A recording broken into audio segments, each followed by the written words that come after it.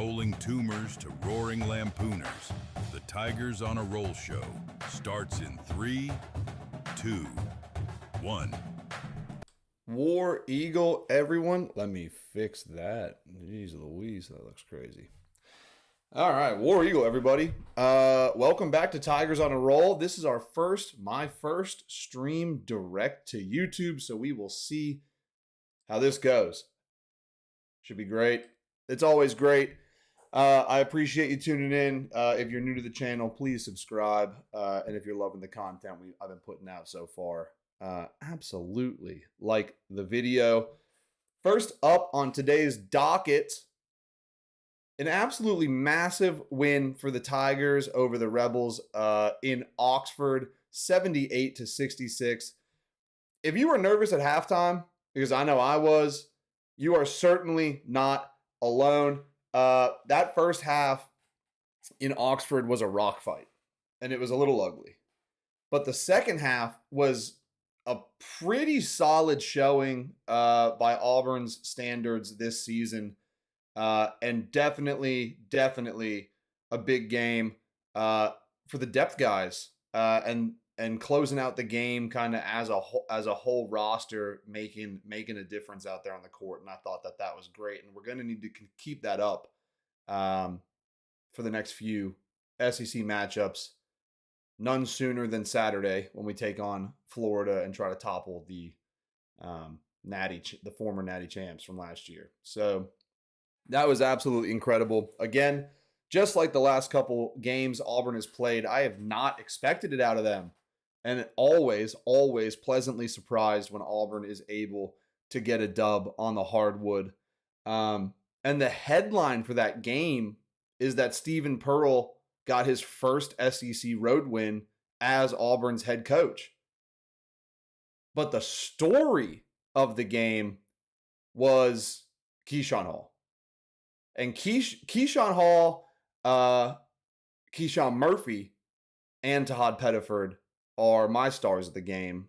And I was really impressed by their ability to elevate their individual game all at the same time so that the team was positioned better than they have been, again, in the last few weeks. And they really put on a show and got a much needed SEC basketball win. Because that conference is always deep and they had struggled early. So I believe right now we are sitting at 500 in the season so far in SEC play. And they are definitely going to need to get some more W's in that column and see if they can't climb the rankings a little bit and be a contender, surprisingly, late and maybe get themselves in the SEC tournament. That'd be great.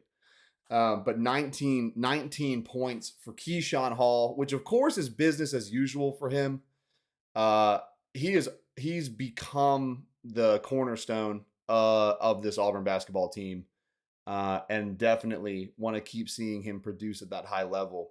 But you have got to talk about KeShawn Murphy, who himself had 16 points and 14 rebounds, which ties a career high for him.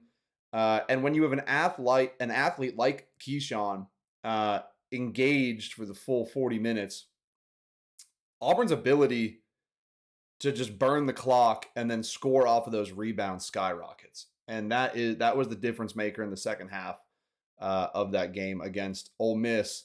And when Murph can play like that, the entire front court is a force to be reckoned with and can be absolutely ferocious and dangerous against anyone, because our defense has been a little suspect. But when you have a guy playing like that and he's making sure that Auburn can get the ball and has opportunities, that is the recipe to continue to win some closer games as we start facing some more qualified, I guess, or revered opponents in the SEC schedule. And that puts him this season at 2 double-doubles so far in SEC play. And the guy had only scored more than 10 points 3 times before that in the non-con schedule.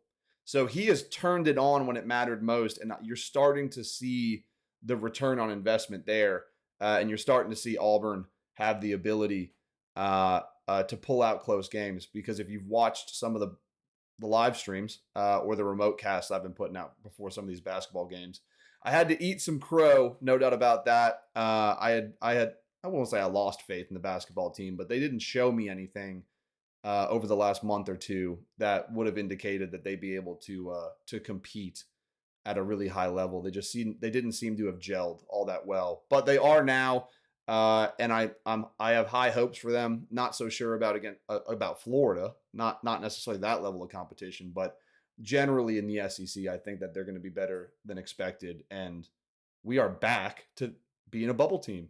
So no longer is the outlook that they are going to miss playing in March. They'll just be a little bit higher of a seed than they have in the last few years, and that's fine. As long as you get the shot, you can be the Cinderella story. Fine with me. And also fine with me is Tahaad finally showing up. Like, for the first time this season, we're going to give Tahaad a game ball because the guy ended up with 17 points. 7 of which came in the final 3 minutes. And he ends up with 2 rebounds, 3 assists to go with that, and only 2 turnovers. And getting those turnovers under control was the most glaring improvement, as of this week in the season for Tahaad. Because it seemed like that ball was just bouncing off of his feet, or it was covered in Vaseline or something. But he just could not keep the ball in his hands. And having your guard control the ball leads to scoring runs. And we had that. And it helped Tahaad have the ability to get down the court and dunk on Corey Chest late in the game. And ball control like that and playmaking in the kid that's supposed to be the best player on the team, seeing that for the first time consistently in this game was refreshing. And it was a great showing for Tahaad.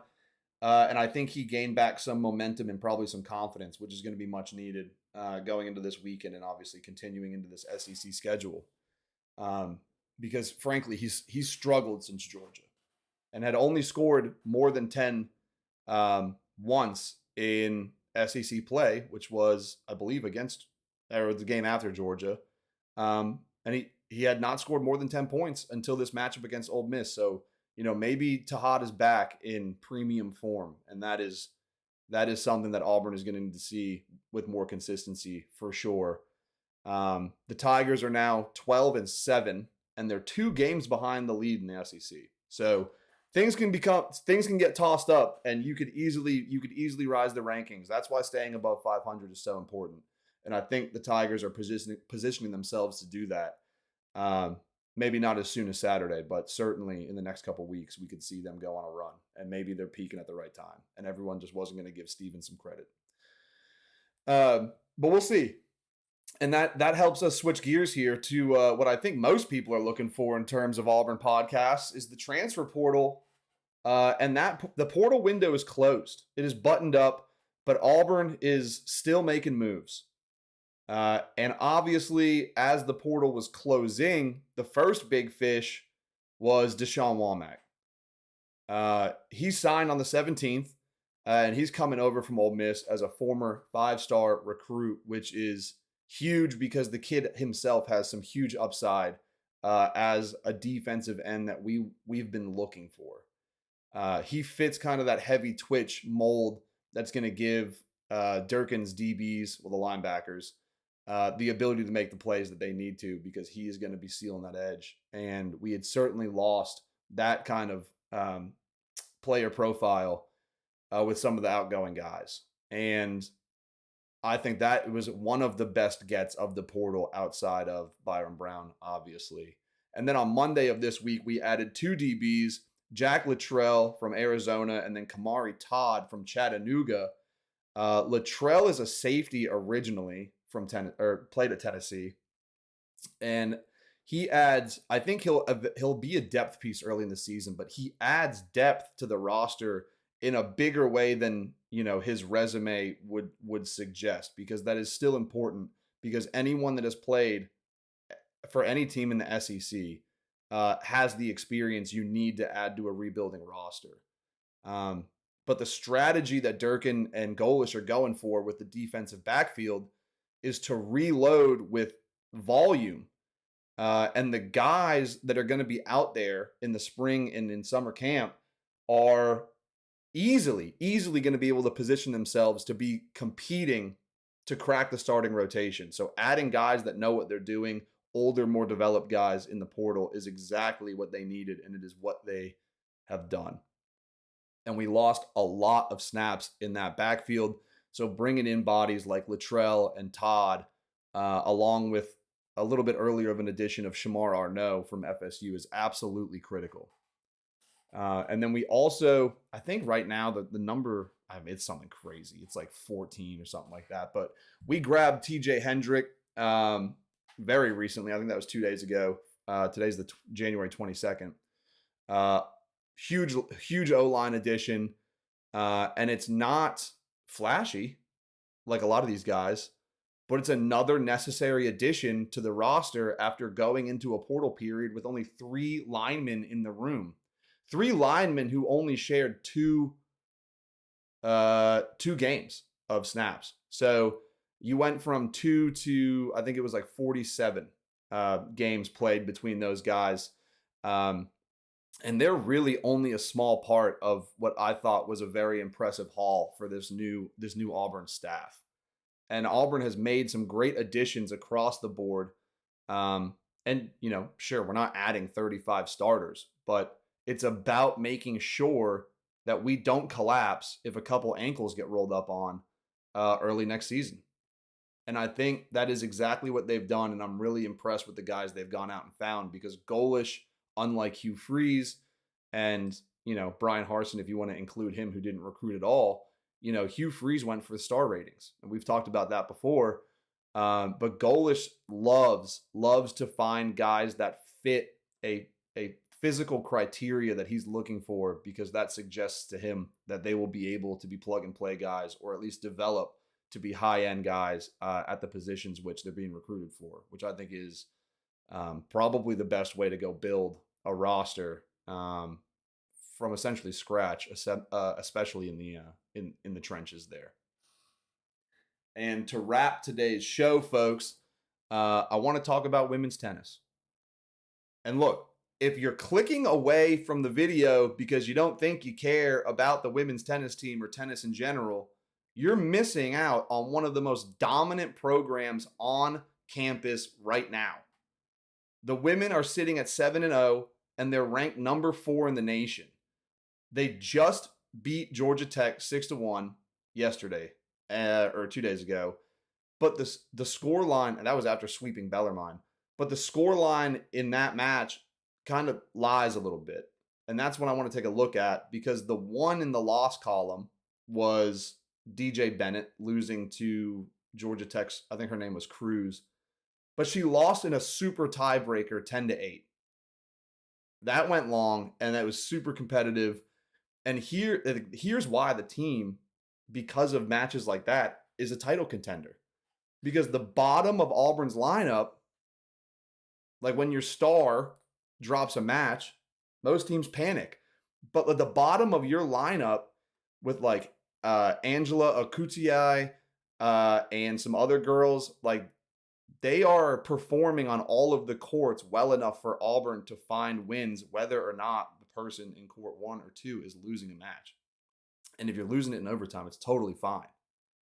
But they are locking down their opponents, and they are proving it. And I would not be surprised if at some point early in this season that they find that number 1 spot, because they have been pummeling these girls out on the courts. And if you are not watching those matches, or at least keeping up with it a little bit, you are missing out, because that is the difference between a good team and a Final Four team.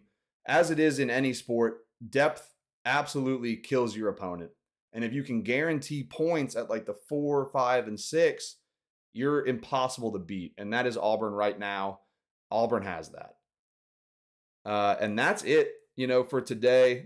Nothing in the chat today. Again, first stream straight to YouTube. I do appreciate y'all tuning in. Please hit the like button and subscribe to the channel if you aren't already. I'm always dropping new episodes especially this week because we are gearing up to take on Florida in Gainesville, where we almost never win. But it is still a huge matchup. If Auburn can keep some momentum, it should get interesting out there.